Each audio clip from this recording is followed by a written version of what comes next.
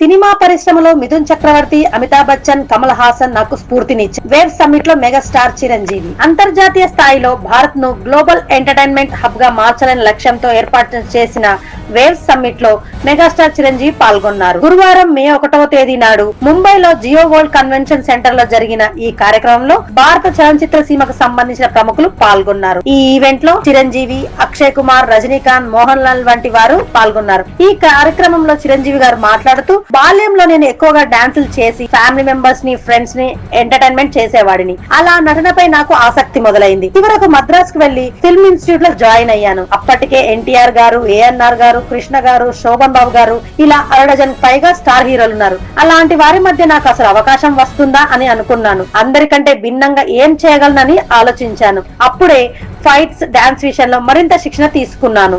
అవే ఇప్పుడు నన్ను ఈ స్థాయిలో నిలబెట్టాయి. మేకప్ లేకుండా సహజంగా నటించే మిథున్ చక్రవర్తి గారు, స్టంట్స్ విషయంలో అమితాబ్ గారు తీసుకునే ఆసక్తి, డాన్స్ విషయంలో నా సీనియర్ కమల్ హాసన్ నాకు పూర్తిగా నిలిచారని, అందరిని చూస్తూ పరిశీలిస్తూ నన్ను నేను మలుచుకుంటూ ఈ స్థాయికి వచ్చానని చిరంజీవి గారు అన్నారు. ఈ కార్యక్రమానికి ప్రధానమంత్రి నరేంద్ర మోదీ గారు ముఖ్య అతిథిగా విచ్చేశారు.